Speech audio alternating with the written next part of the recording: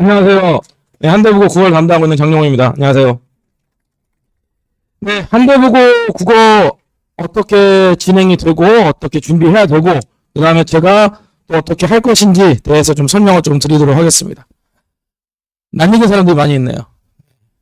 왜 굳이 듣고 계시면서 자, 첫 번째로 보면은 이거는 네, 문구가 강렬하죠. 예.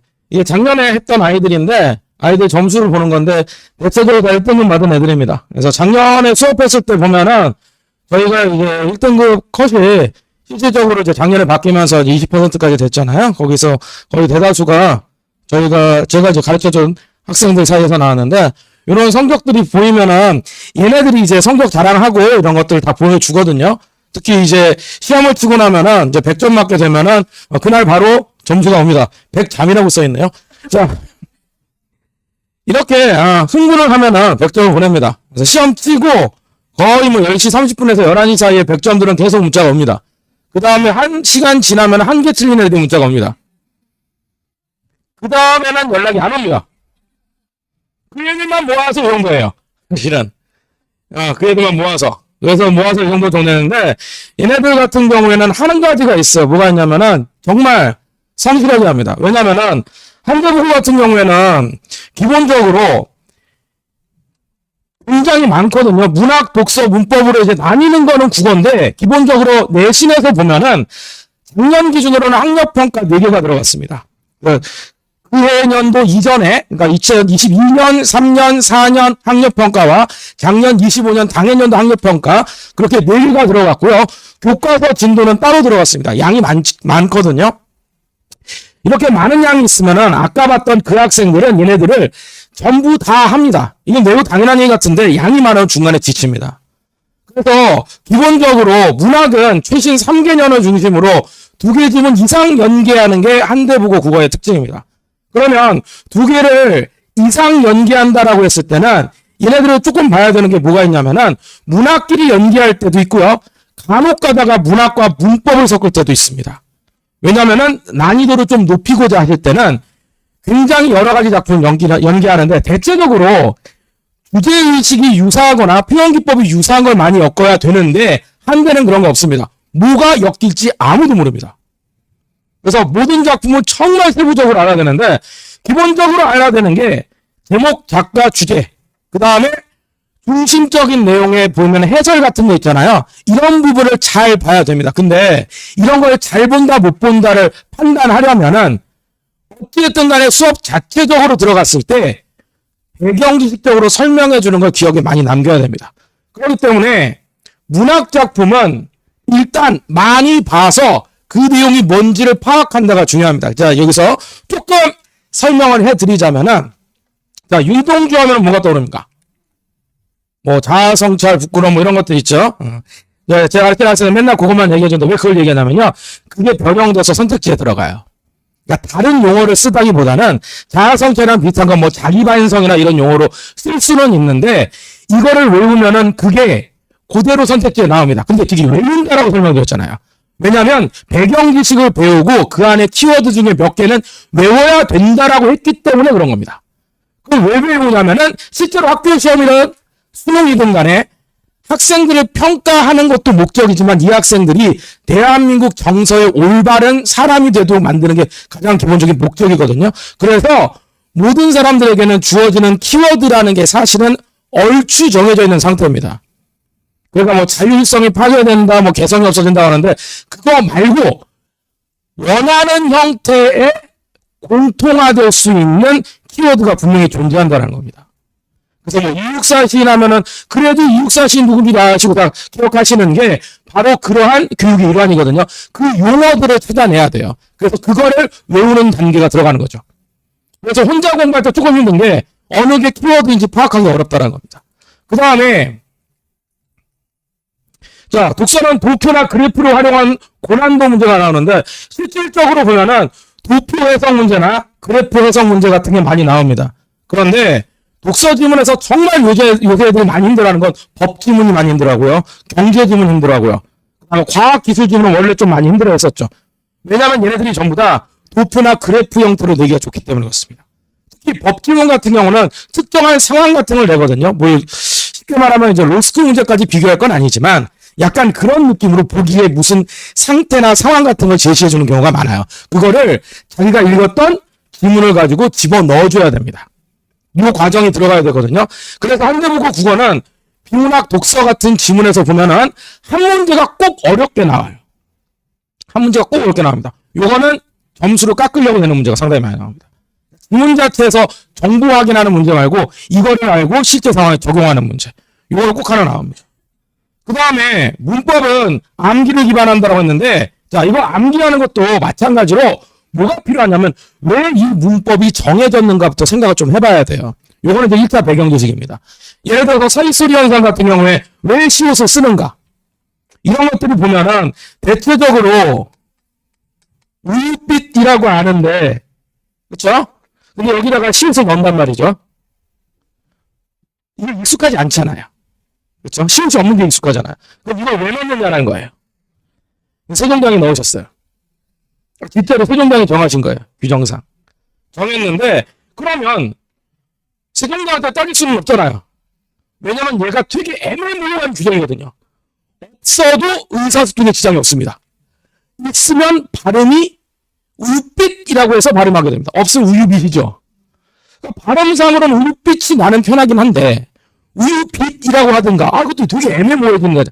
애매모호한 게 사실은 문법에선 추락인 거거든요. 근데 왜 이걸 계속 남겨두느냐? 세종대왕께서 만드셨어요. 그러니까 이거를 좀 알고 시작하는 거예요. 이게 첫 번째 단계예요. 그 다음에 얘가 사이시옷이다. 어떻게 하면 나타난다.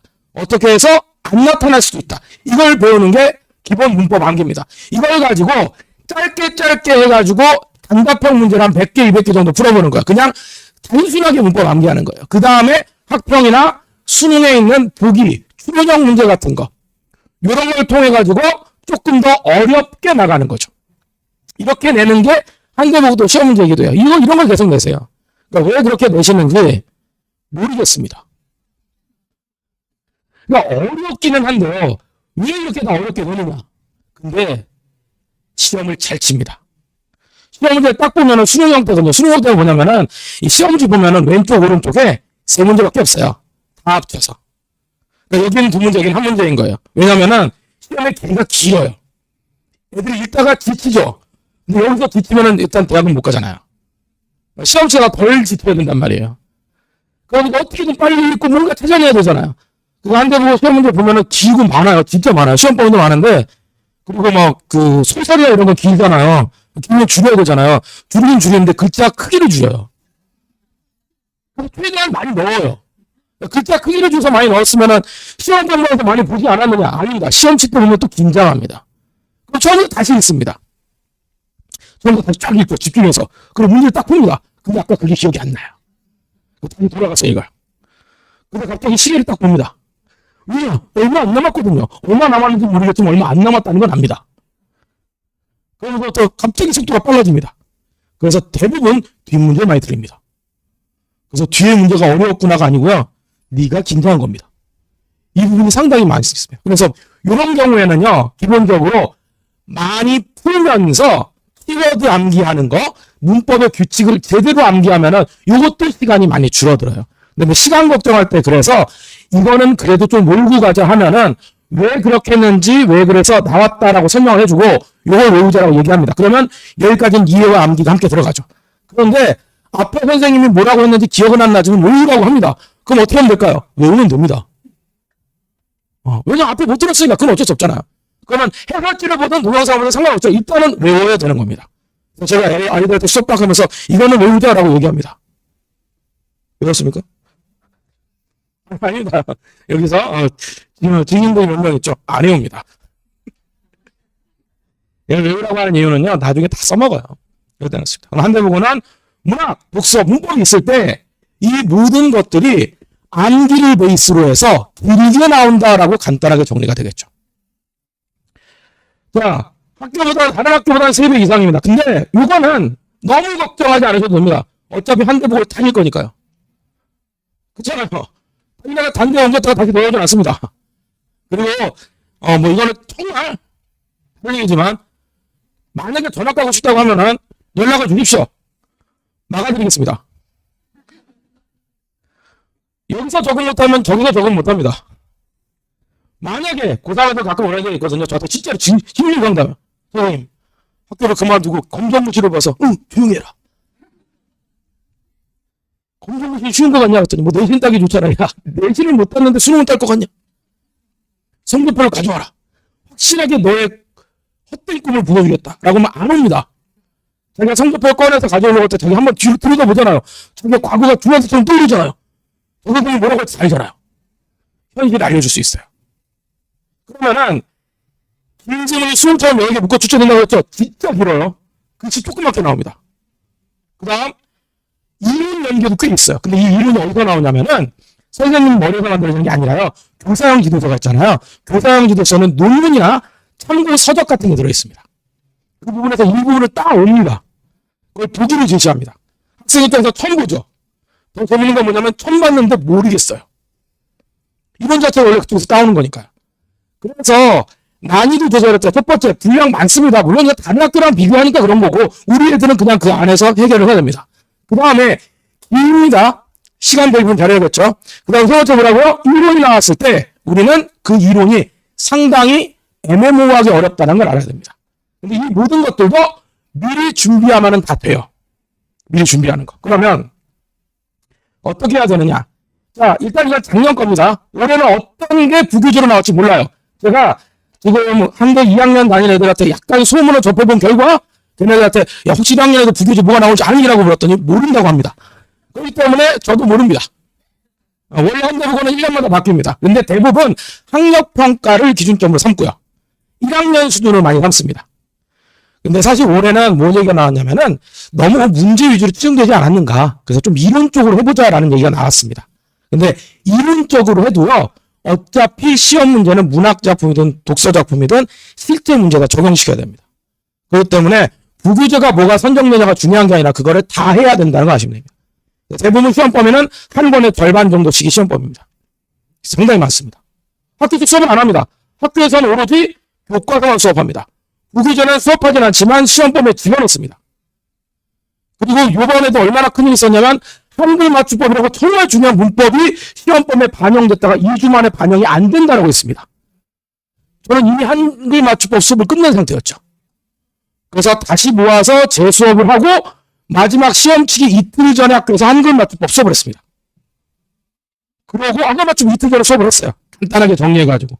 그 한글 맞춤법이 시험의 범위에 들어가느냐? 깜짝 놀라서 제가 그 전에 수업을 했지만 한 번 더 했습니다. 한글 맞춤법. 어쩔 수 없잖아. 이틀 전에 그게 나왔으니까. 쫙 했습니다. 그리고 시험지 안 나왔습니다. 자, 누가 누구를 고통스럽게 하는지 모르지만 우리 모두 다 분노를 하고 그 아이들이 아까 그 점수 받았습니다. 잘하는 애들이에요. 걔네들. 진짜 잘해요. 그래서 걔네들은 다 성실하게 다 했어요.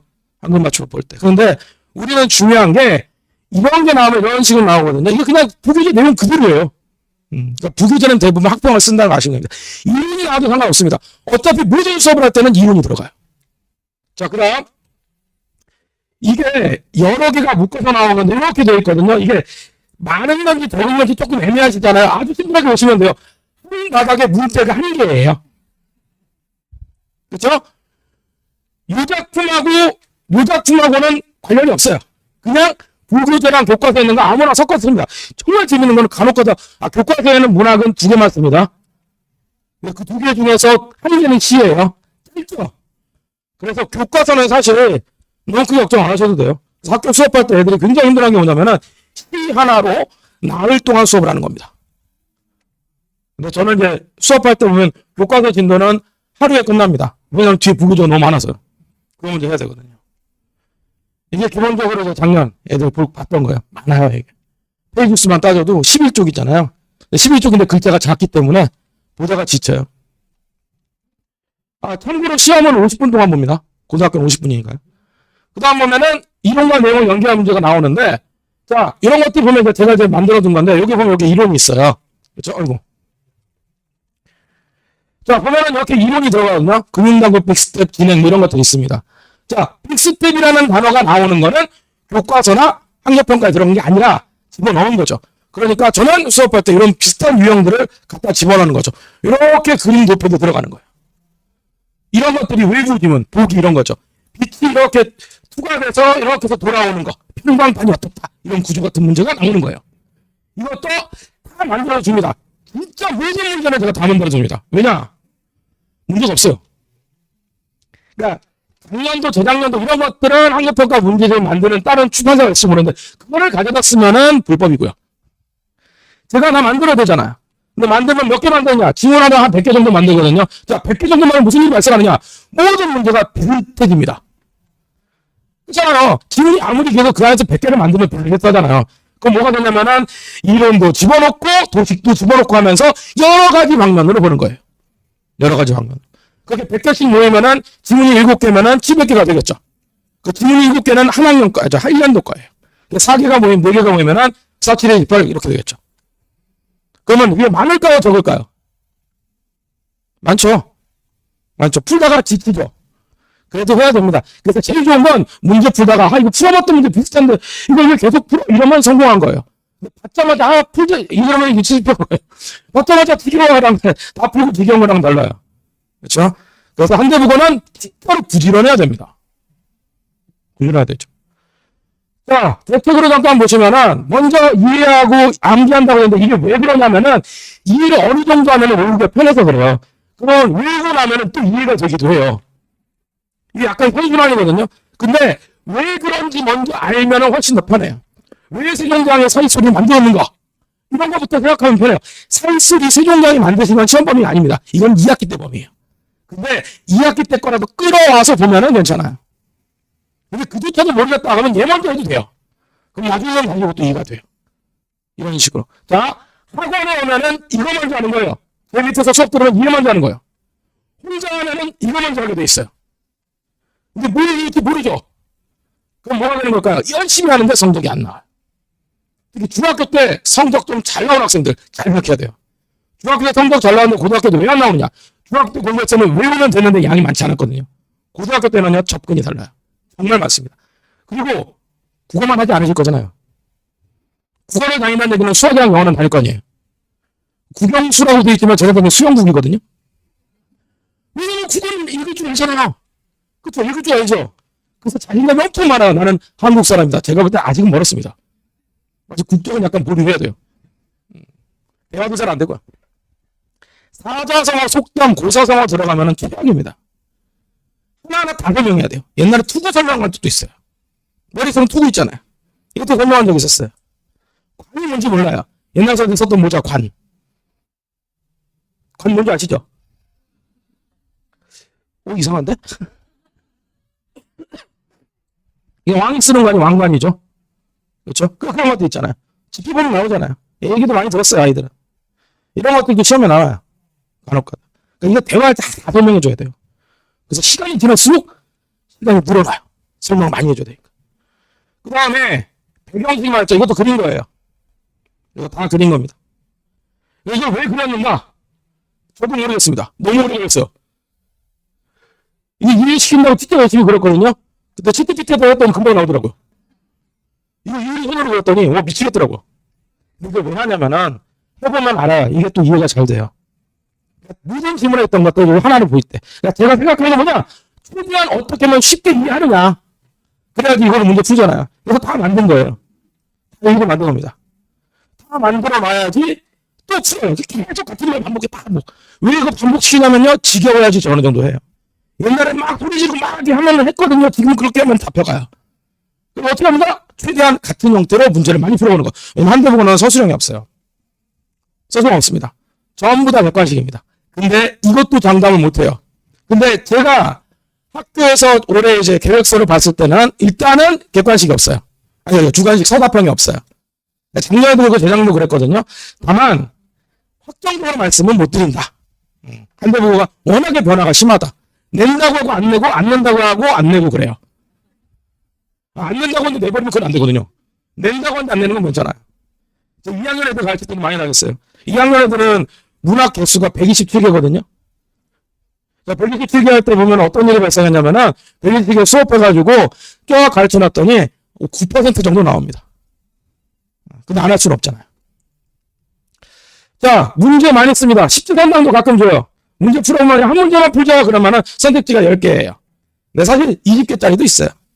내가 텍스트 하나만 보자라고 애들이 좋아서 봤는데 왼쪽은 지문이고 오른쪽은 지문 쫙 이거 막 속았다고 막 애들이 뭐라고 그러는데 저는 속인 적이 없습니다. 한 문제만 풀자고 했으니까요. 이 문제에다가 한 10대 문제 막 뽑아서 집어넣은 거예요.